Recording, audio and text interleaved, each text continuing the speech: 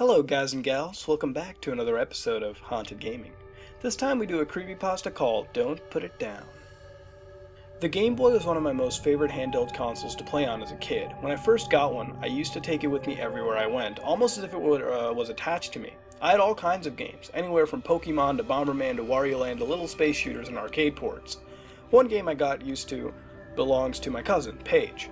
It was called Tamagotchi, and it was based on a line of electronic keychain toys that were popular during the 90s. She was a big fan at the time, having all kinds of virtual Tamagotchi pets in all different skins.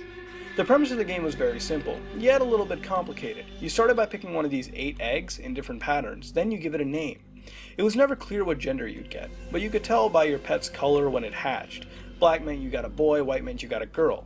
Depending on how well you took care of your pet, it will grow into different characters. If neglected for too long though, however, it will die. One day, I went to my cousin Paige at her house. She was cleaning her bedroom up and needed to get rid of some things. One such thing happened to be her Game Boy, which surprisingly still worked. I was very young at the time, about 10 years old, so I was really into these kinds of games still. "You're giving me your old Game Boy? But I thought you liked this old thing." "Well, I got kind of tired of it. I don't know what else to do with it, so I figured I'd give it to you."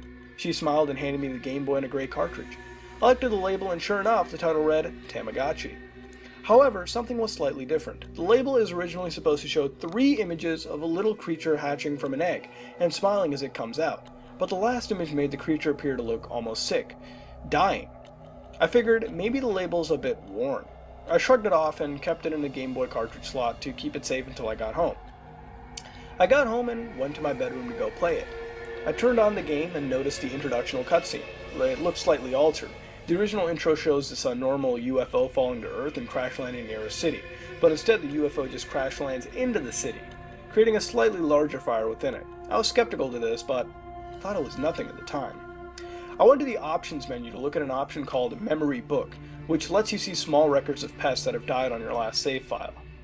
One spot had been empty because no other pet had been hatched, but 2 of them looked odd. One of my cousin's pets, which she named Buffy, had a skull in the place in a tiny portrait of the pet itself. The other, Kevin, looked like it was sleeping. But below its age it said SCKPRSN, which probably meant sick person, due to the tiny space in the log. I was shocked.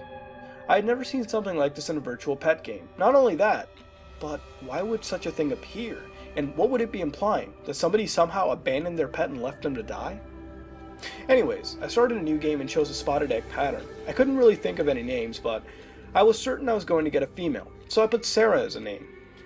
I watched about 5 seconds for the egg to hatch, which it did, and sure enough, I got a little white blob indicating I hatched a girl. It looked as if it had a sad or bored expression on its face, and I heard a twangy sound coming out of the Game Boy, meaning it was hungry. I checked her status to see just how hungry she was. She had 1 black heart, which meant she was very hungry. Selecting the food icon gave me 5 choices: slice of bread, slab of meat, carrot, piece of cake, and an ice cream cone. I chose meat and fell to the ground next to my pet, and she happily gobbled it up.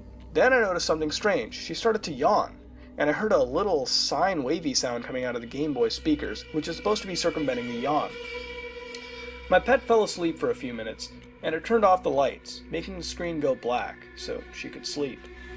But just as I had turned off the virtual lights, I could have sworn I saw some kind of text appear for a fraction of a second. I don't really know what it was, but it looked like it said, "Don't leave me like you did the others.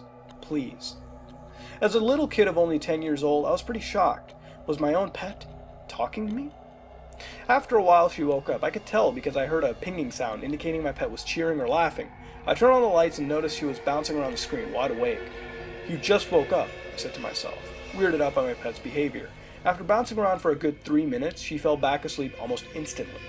But then she appeared to have a nightmare because she almost had a frightened look on her face as she slept, and almost appeared to be fidgeting, like something was stressing her out. Some calm music started playing while she slept, but it sounded eerie at the time. I turned off the lights again, and this time I saw another message for a split second saying, "Don't put it down, don't put it down."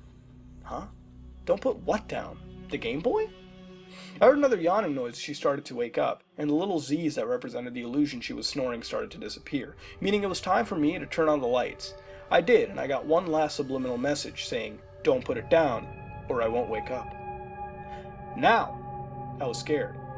It was almost as if my own virtual pet was talking to me through the Game Boy. I reluctantly did what my pet told me and held it for a long time. But then she started looking depressed. I noticed a little shadow over its head, implying that it was sick. But what really got me was the background started to get more depressing with my pet's mood.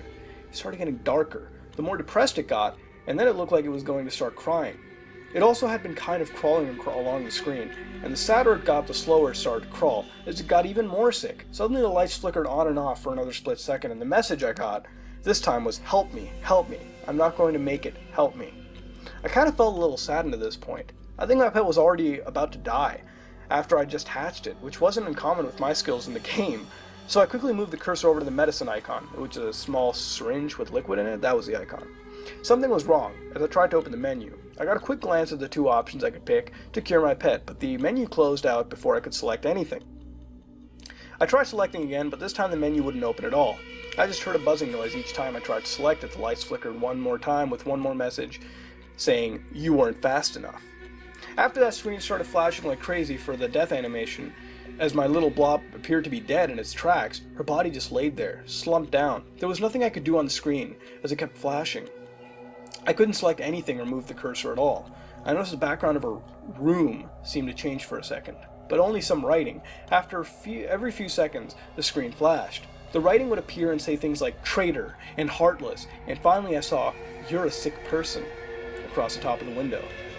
I was really heartbroken now. What exactly did I do to my pet? All I did was try to take care of it. And what did it mean by I wasn't fast enough? Maybe it's because I didn't pick the game up fast enough. Finally, I heard a long beep as the screen faded to white. The cutscene then showed my pet sitting there, dead, in a grayscale background. And normally the last part of the death sequence is supposed to show your pet turning into an angel, floating across the screen, or a ghost if you're playing the Japanese version, but instead, it just seemed to float across the screen, as if some invisible hand or arm was dragging it around. After a minute or two, it started to decay and decompose. After that, all the images faded away, and another text box popped up saying, "Why? Why did you leave me?" I have never been more horrified in my entire life. I erased all the data, as much as I possibly could, and tucked that cartridge away in a place I'd forget to look. So, our first Tamagotchi creepypasta. And what of it? It was nice. Reminded me a lot of earlier creepypastas that we did, a lot in the structure too. Now, as far as cliches go, they definitely did exist, and I was able to pick some out for example, the different label that the player notices but shrugs off, and the title screen that also gets shrugged off as well, which always seems surreal to me. If I were to play a game again, I would notice different things, especially labels.